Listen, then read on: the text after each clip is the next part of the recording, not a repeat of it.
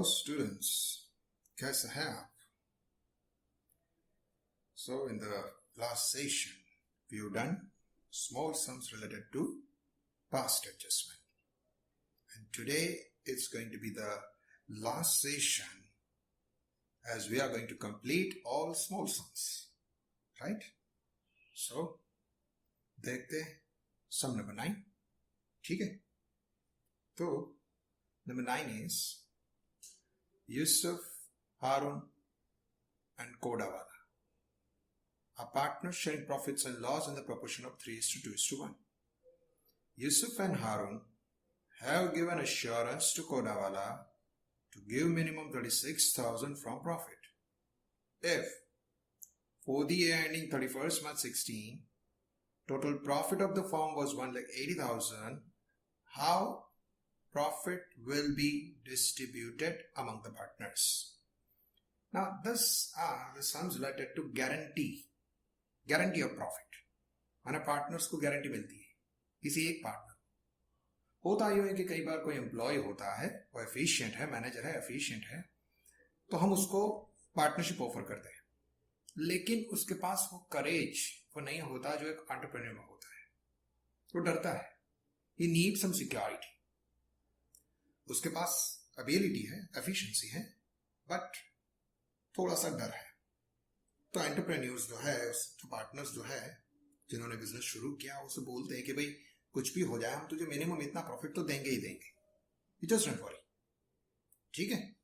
चाहे लॉस हो जाए तो भी तुझे इतना प्रॉफिट तो मिलेगा ही, so you don't worry. So if is given security, he will feel safe and secure and he will start working. उसकी एफिशिएंसी बाहर आएगी, राइट? तो इस तरीके से किसी भी पार्टनर को उसके एफिशिएंसी स्किल का ज्यादा अच्छा उपयोग करने के लिए जो रिमेनिंग पार्टनर्स होते हैं वो उसको कई बार ऐसे गारंटी ऑफर करते हैं। तो इस सिचुएशन में क्या होता है, तो सबसे पहले हमें ये देखना होता है कि अगर मान लीजिए गारंटी की कोई कंडीशन ही नहीं है, तो उस सिचुएशन में नेचुरली उसे कितना मिलता है, how much does he get as a share. फिर जितनी डेफिशिएंसी होती है वो बाकी के पार्टनर्स बेयर कर लेते हैं, और वो जो बेयर करेंगे वो अपने प्रॉफिट एंड लॉस रेशियो में बेयर करेंगे, ठीक है? Deficiency will be borne in P&L ratio if no information is given. अगर इंफॉर्मेशन दी गई है then there is no question, otherwise in P&L ratio. Now let us start. करना क्या है, तो सबसे पहले हम उसको उसके प्रॉफिट एंड लॉस रेशियो में ही शेयर करेंगे, right? How much is the actual profit, ठीक है? So the actual profit amount is 1,80,000 and P&L ratio is 3:2:1. Fine. So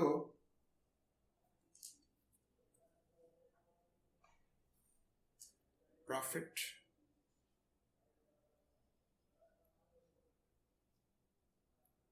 rupees 1,82,000. Sorry, 80,000. And partners जो है उसका हम रेशियो देखें। So the ratio is it's Yusuf, Haroon and Kodawala. So it's 3:2:1। तीनों के बीच में डिवाइड हो जाएगा। गारंटी किसको दी गई है? Yusuf and Haroon had given assurance to Kodawala. So Kodawala is given guaranteed by this two. ठीक है? तो देखते हैं पहले ऐसे ही कितना मिल जाता है, यूसुफ को कितना मिलता है।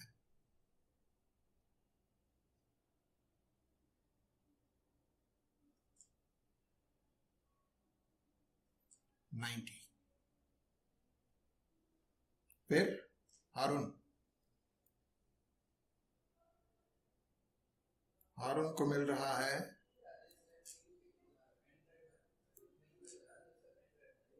60।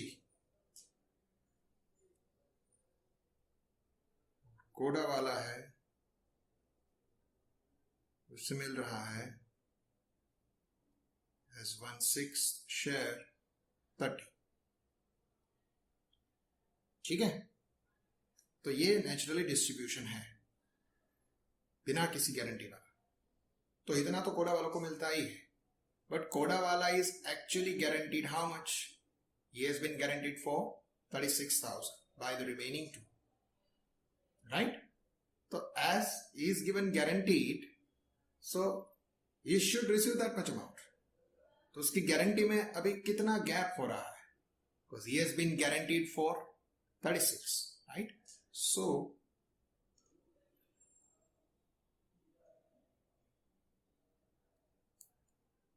guaranteed amount 36. तो ये गारंटी 36 की है, गैप कितना है? How much is the difference? This is the difference, या फिर बोले डेफिशिएंसी. इतनी डेफिशिएंसी है, इसे कम मिल रहा है. तो ये 6,000 कहां से लेंगे? इन दोनों से लेंगे, राइट? सो ये जो डेफिशिएंसी आ रही है वो इन दोनों के बीच में डिवाइड हो जाएगी इनके रेशियो 3:2 में. तो ये डेफिशिएंसी है वो हम यूसुफ और हारून के बीच में उनके P&L रेशियो 3:2 में डिवाइड करते हैं. So that comes to 3600 and 2400. You can easily understand it. Multiplied by 3/5, 2/5. ठीक है? तो इन दोनों को इतना प्रॉफिट गंवाना पड़ेगा, मतलब अपने प्रॉफिट में से इतनी चीजें इनको गंवानी है, देनी है.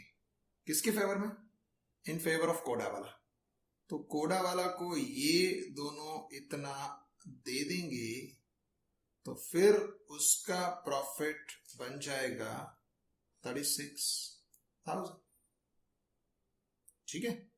और इन दोनों का प्रॉफिट जो भी ये कोडा वाला की फेवर में ट्रांसफर करते हैं उसका उतना हिस्सा कम हो जाता है. माने 90 उसको मिल रहा था, कोडा वाला की फेवर में उसने 3600 ट्रांसफर किया, तो अब उसके पास बचेगा 86,400. सेम में भी था, 60 था, 2400 उसने ट्रांसफर किया, तो अब बचेगा 57,600. और इन दोनों से ये अमाउंट कोडा वालों को मिली तो उसका नया प्रॉफिट बन गया 36,000. So we were asked how the profit will be distributed. Now this is going to be the distribution of the profit. ठीक है? तो हमने क्या किया? हमने पहला कदम उठाया कि भाई हर किसी को कितना मिलता है, पहले वो तो देखें. ऐसे ही प्रॉफिट में कितना मिल जाता है. फिर हमने देखा कि गैप कितना है, डेफिशिएंसी कितनी है. फिर उस डेफिशिएंसी को जिसने गारंटी दी है उनके बीच उनके P&L रेशियो में हमने डिवाइड किया, राइट? इतना करने के बाद उनका जो ओरिजिनल प्रॉफिट था, जो उनको मिल रहा था, उसमें से उतना वो जितना भी कोडा वाला की फेवर में ट्रांसफर करते वहां से उसको निकाल दिया, माइनस किया, सब्ट्रैक्ट किया.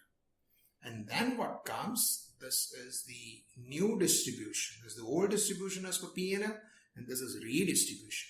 ठीक है? तो तीनों पार्टनर को इतनी इतनी अमाउंट मिलेगी, राइट? तो ये हो गया हमारा क्वेश्चन नंबर 9. बहुत ही आसान सा है.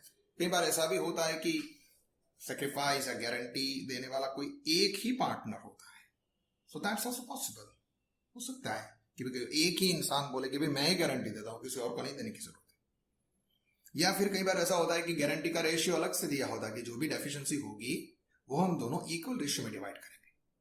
यहां पर तो हमें कुछ बोला ही नहीं था. So it's 3:2, they're all ratio.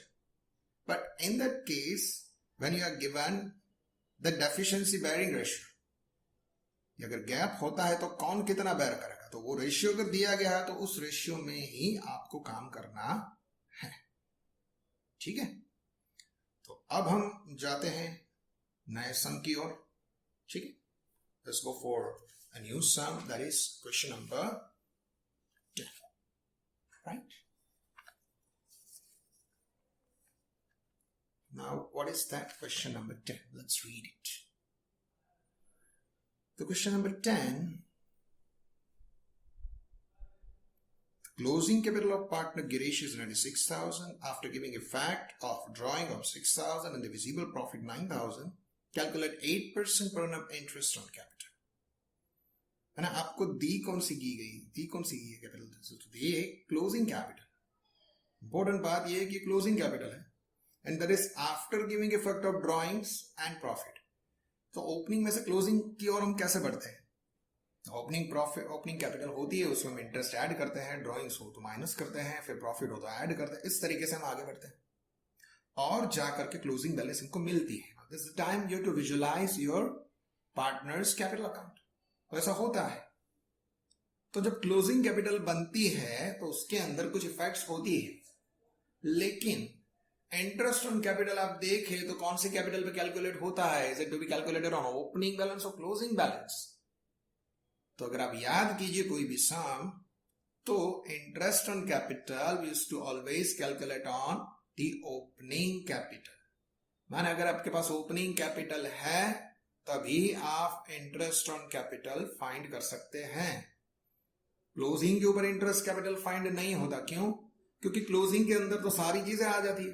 For example एक छोटा सा आपके सामने में किसी और सम का पार्टनर्स कैपिटल अकाउंट रख रहा हूं, जरा देखिए क्या है इसमें। ये ओपनिंग कैपिटल है, तो इसी के ऊपर इंटरेस्ट कैलकुलेट किया गया। ये है क्लोजिंग। तो क्लोजिंग के ऊपर तो काफी सारी इफेक्ट्स आ चुकी है, इसके अंदर ड्रॉइंग्स आ गया, इंटरेस्ट ऑन ड्रॉइंग्स आ गया, प्रॉफिट डिस्ट्रीब्यूशन हो गया, सब हो गया। तो ये जो क्रिएट हुई एट द एंड हुई, लेकिन ये 30,000 जो है पूरे साल रहे हैं, ठीक है। So mind well interest on capital always calculated on the opening capital. तो हमें सबसे पहला काम क्या करना है, जो भी सम में दिया गया है जिसमें हमें क्लोजिंग कैपिटल दी गई है, तो सबसे पहला काम करना है क्लोजिंग को ओपनिंग में कन्वर्ट करने का। That means you have to convert the closing capital into the opening capital. तो क्लोजिंग कैपिटल को ओपनिंग में आप कैसे कन्वर्ट कर सकते हैं, उसके लिए जो भी आपने किया है, ठीक है, उसको, उसकी इफेक्ट आपको रिमूव करनी है। ओपनिंग से क्लोजिंग की ओर हम किस तरीके से बढ़ते हैं, हम उसमें प्रॉफिट ऐड करते हैं, ड्रॉइंग सब्ट्रैक्ट करते हैं। यू कैन सी ना, यहां पे जो भी क्रेडिट लिखा है उसमें ऐड हो रहा है, जो भी डेबिट लिखा है वो माइनस हो रहा है। So by adding this profit and by subtracting the drawing the closing has come। तो इसे उल्टा करेंगे ना, मैं पीछे जाना है, तो क्लोजिंग से ओपनिंग की ओर अगर जाएंगे तो जो माइनस किया उसको प्लस करना है, प्लस किया उसको माइनस करना है, सिंपल सी बात है, राइट। तो आपको ये पता होना चाहिए कि ओपनिंग से क्लोजिंग की जर्नी कैसी होती है, उसकी रिवर्स जर्नी जाएगी क्लोजिंग से ओपनिंग की ओर, ठीक है। यहां पे एक सिंपल सा इक्वेशन में आपके सामने रख रहा हूं कि हम लोग किस तरीके से नॉर्मली ओपनिंग में से क्लोजिंग की ओर बढ़ रहे हैं, right. This is normal sequence what I am going to write, but it should be knowing based on that you have to think about the reverse sequence. कभी भी आप क्लोजिंग कैपिटल फाइंड करना चाहते हो तो किस तरीके से फाइंड करते हैं। If I want to say I want to find out closing balance of capital account, what will you do? You will add something in opening balance। opening balance में आप क्या करोगे, आप प्रॉफिट ऐड करोगे और drawings subtract करोगे। ऐसा आप करेंगे तो आपको क्लोजिंग बैलेंस मिलेगा। You want to find it. अब मान लिया आपको उल्टा करना है, आपको ओपनिंग फाइंड करना है और क्लोजिंग आपको दिया गया है, तो अभी आप क्या करेंगे, तो ये सारी चीजें इधर से इधर आ जाएगी ना। ये प्रॉफिट जो है प्लस किया है तो क्या करेंगे, माइनस करेंगे, ड्रॉइंग्स माइनस किया तो क्या करेंगे, प्लस करेंगे।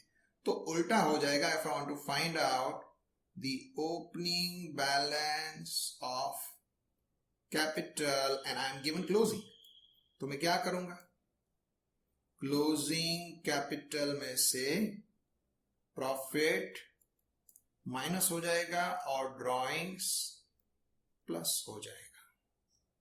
तो उल्टा लग रहा है लेकिन हमें यही करना पड़ेगा। क्यों?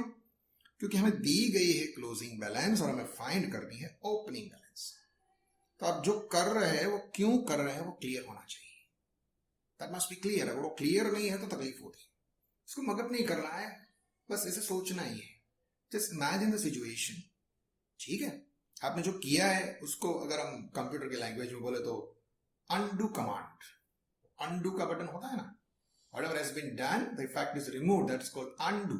मैंने जैसे बोल्ड किया है तो बोल्ड को मुझे रिमूव करना है तो मुझे कौन सा कमांड देना है, अनडू. सेम में मैंने कुछ ऐड किया है तो उसका अनडू करना है तो क्या करना है, सबट्रैक्ट करना है. बस उतना ही आसान है. ठीक है. So right now we are given the closing balance, right. we'll go for that question number 10. उसमें क्या दिया है हमें, we are given the closing balance of partner Girish. Fine. So ऐसे ही हम आगे बढ़ेंगे. Closing capital of Girish. तो गिरीश की क्लोजिंग कैपिटल कितनी है, दैट्स 96,000. उसमें आपको क्या माइनस करना है, प्रॉफिट. प्रॉफिट कितना है, द प्रॉफिट इज 9,000. तो उसको हमें माइनस करना है, राइट. उसको हम सबट्रैक्ट करेंगे, कितना आएगा, 87,000. और हमें क्या ऐड करना है एज पर दिस, क्लोजिंग में से ओपनिंग की ओर जाना हो तो प्रॉफिट माइनस करेंगे, ड्रॉइंग्स प्लस करेंगे, ड्रॉइंग्स ड्यूरिंग द ईयर. वो कितना है, दैट इज 6,000. तो अब जो मिलेगा उसे हम बोलेंगे the opening capital. So this is actually opening balance of capital. माने गिरीश की ओपनिंग कैपिटल होगी 93,000, जिसके ऊपर इंटरेस्ट कैलकुलेट किया जाएगा. And we know that always it is calculated on the opening capital. Fine. So interest on capital.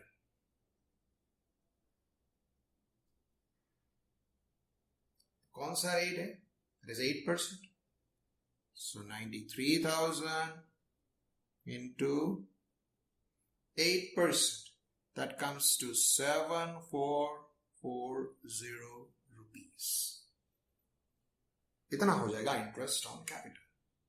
तो छोटा सा सम, अब तो सिर्फ इतना ही बताया गया है कि find the interest on capital. आपका काम हो गया, सिर्फ इतना ही करना है आपको और आपको पूरे मार्क्स मिल जाएंगे. So in a way it's an encashment of marks, right? Very easy, very simple. बस सिर्फ दिमाग इतना लड़ाना है कि भाई क्लोजिंग दी गई है तो ओपनिंग की ओर कैसे बढ़ेंगे. ठीक है. Now we are switching over to the last sum, which is one of the interesting, right? देखते कौन सा sum है. ठीक है. Now here on question number 11, which I just said, it's the last one. Janet, Akshara, and Sapna. Now the partners sharing profits and loss in equal proportion. Their total capital is 3 lakh. The proportion of the capital is 2:3:5. Firm pays 6% interest per annum on the capital. Partner Akshara received 45,400 including interest on capital. Compute what amount inclusive of interest is received by Janet and Sapna. देखिए आपको क्या चीज दी गई है. Partner जो है वो firm में से दो चीज रिसीव करते हैं, राइट. एक है इंटरेस्ट, दूसरा है प्रॉफिट. अभी आपको कोई एक पार्टनर की सारी चीजें बता दी कि भाई partner Akshara received 45,400 including interest. माने उसको दो चीजें फर्म में से मिली, एक मिली इंटरेस्ट और दूसरा जो बाकी का है वो नेचुरली क्या होगा, प्रॉफिट. तो इसमें से प्रॉफिट कितना, ये हमें तय करना है. और क्वेश्चन ये नहीं है कि आप अक्षरा का कुछ फाइंड करो. क्वेश्चन क्या दिया गया है, compute what amount inclusive of interest is received by Janet and सपना. मतलब जैनेट और सपना को क्या मिला होगा. अब उसके बारे में हमें और कुछ पता ही नहीं, लेकिन एक बात तय है, जो अक्षरा को मिलता है उसी हिसाब से जैनेट को भी मिलेगा, उसी हिसाब से सपना को भी मिलेगा. तो अक्षरा को क्या मिला, अक्षरा को मिला इंटरेस्ट एंड प्रॉफिट. तो वही दो चीजें बाकी के पार्टनर्स को भी मिलेगी ना, because you are not given any other specific condition, right. किसी को सैलरी मिली, कमीशन मिला, ऐसी कोई बात नहीं. तो बात सिंपल है. जो एक पार्टनर को मिलेगा सभी को मिलेगा। तो हम पहले देखते हैं कि उस पार्टनर को कितना इंटरेस्ट मिला है और बाकी का प्रॉफिट। तो पहले वो हम तय कर लेते हैं कि किसकी कितनी कैपिटल, क्योंकि आपको टोटल कैपिटल दी गई है। बढ़िया, given is the total capital. So based on the total capital, first we'll compute interest to be received by every। ठीक है, एक एक को इंटरेस्ट कितना मिलेगा उसको जरा हम देख लेते हैं। राइट, लेवल कितनी है capital? Total capital is 3 lakh, right? And the proportion of the capital is 2:3:5. Total capital is 3 lakh। तीनों के बीच में रेशियो में जाएगी तो किसकी कितनी देख लेते हैं। जैनेट की capital, see Janet, Akshara, third is Sapna. Ratio is 2:3:5. Total करे comes to 10। ठीक है, तो तीनों की कैपिटल को हम इस रेशियो में लेंगे तो जैनेट की कैपिटल होगी 60,000, अक्षरा की होगी 90,000 और सपना की होगी 1,50,000। तो तीनों पार्टनर्स की कैपिटल अब हमारे सामने आ गई है। ये पता चल गया कि किसकी कितनी कैपिटल है। अब एक बात है, हर किसी को मिलेगा 6% इंटरेस्ट, तो इसी के ऊपर हर किसी का 6% इंटरेस्ट रिलीज होगा ना। Right, so let us calculate interest of everyone. Right, it's gonna be interest on capital at the rate of 6%। 6% के हिसाब से देखिए तो जैनेट को कितना मिलेगा? 3600। अक्षरा को कितना मिलेगा? 5400 और सपना को मिलेगा 6%, 9000। This is going to be the amount received by every partner in form of interest। मतलब हर किसी को इतना इंटरेस्ट तो मिलेगा ही, इसके अलावा क्या मिलेगा उसे? इसके अलावा उसे मिलेगा प्रॉफिट। लेकिन प्रॉफिट कितना? It's called divisible profit. किसको कितना ये हमें पता ही नहीं है, क्योंकि हमें total profit of the firm, जैसे टोटल कैपिटल बताया गया, टोटल प्रॉफिट हमें दिया ही नहीं है। ठीक है, बट उनका P&L रेशियो कौन सा है? Divisible profit, it's equal, that is 1:1:1। Because we are told in the very first line that Janet, Akshara and Sapna are the partners sharing profits and loss in equal proportion। मतलब जो भी मिलेगा एक सा होगा। जो जैनेट को मिलेगा वही अक्षरा को मिलेगा, वही सपना को मिलेगा, बट कितना नहीं पता। ठीक है, अब आगे चलते हैं। Partner Akshara received 45,400 as total amount. अब अक्षरा को टोटल कितना मिल रहा है? 45,400। This is gonna be their total receipt. Total कितना मिला वो ये। ठीक है, तो पार्टनर्स की जो कैपिटल है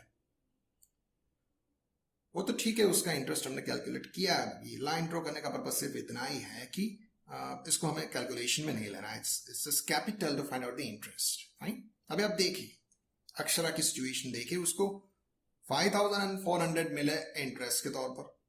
प्रॉफिट कितना है हमें मालूम नहीं, लेकिन प्रॉफिट को ऐड करके टोटल कितना मिला? 45,400। माने इस 45,400 में दो चीजें हैं, एक है ये इंटरेस्ट और बाकी का प्रॉफिट। समझ रहे आप? अक्षरा रिसीव टोटल 45,400, उसमें से इंटरेस्ट इतना तो बाकी का कितना। सिंपल सी बात है। तो इस टोटल में से हम वो इंटरेस्ट अगर निकाल दें तो बाकी जो बचता है वो रहता है प्रॉफिट।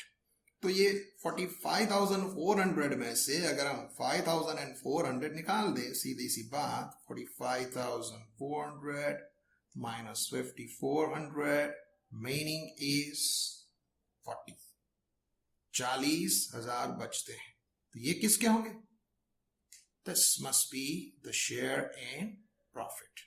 माने अक्षरा को 40,000 का प्रॉफिट मिला होगा, which is not given. This is what we found like this.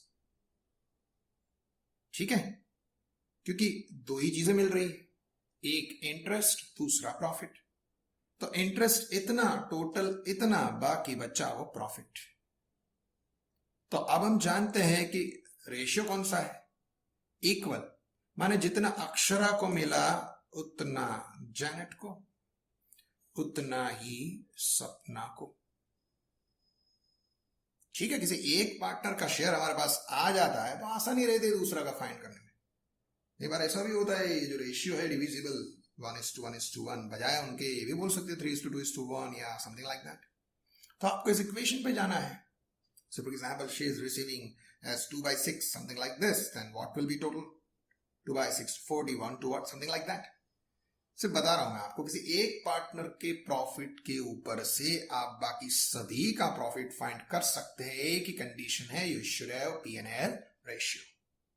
ठीक है, तो यहाँ पे हमारा काम आसान हो गया, because ratio is 1:1:1। Now the question is, compute what amount inclusive of interest is received by Janet and Sapna. तो Janet को टोटल कितना मिलेगा? 40 plus 36, 43,600, and 40 plus 9, it's 49,000. तो ये हमारा क्वेश्चन था कि बाकी के पार्टनर को टोटल कितना मिला, तो टोटल इतनी अमाउंट मिली होगी। ठीक है, तो ये खत्म हो गया हमारा क्वेश्चन नंबर 11, राइट। और अब हम हमारी बुक की ओर आगे बढ़े तो हमें नजर आएगा कि हमने सारे के सारे सम्स जो है वो कंप्लीट कर लिए। जी हाँ, we have done with all the sums. हमने छोटे सम सारे के सारे कंप्लीट कर लिए, और बड़े सम्स जो कि नॉर्मली काफी सारे लोग करते ही नहीं हैं, कई सारी स्कूल्स ऐसी होती हैं, इंस्टीट्यूट्स ऐसे होते हैं जो बड़े सम हार्डली 1 और 2 करवाते हैं और फिर बोल देते हैं कि ऐसा आता ही नहीं। लेकिन हम ये नहीं चाहते हैं, हमें चाहते हैं कि हमारे स्टूडेंट को हर चीज मिले, right. So we have given you everything whatever is there in text book, right. तो इस तरीके से अगर अपन देखें तो शुरुआत से लेके आज तक हमने थ्योरी पार्ट भी कवर किया, उसकी पूरी अंडरस्टैंडिंग ले ली, ठीक है, और फिर हम आगे बढ़े प्रैक्टिकल की ओर। तो हमने सारे प्रैक्टिकल खत्म कर दिए। अब आपको एक काम करना है, इसकी जो एक्सरसाइजेस दी गई है, right, which is there as a question number 3 back on page number 30, and फिर 32 पेज पर बड़े सम्स दिए गए हैं 7 to 12। So that's what you have to practise. खास करके आपको पेज नंबर 30 के ऊपर क्वेश्चन नंबर 3 जो दिया गया है उसे आपको कंप्लीट करना है, because that includes all small sums. ठीक है, खास याद रखिएगा, प्रैक्टिस करिएगा, and if you have any doubt you can contact. ठीक है, तो ये चैप्टर हो गया खत्म, the end of this chapter. Now in the new session we'll be starting with a new chapter. तब तक के लिए goodbye. Thank you very much.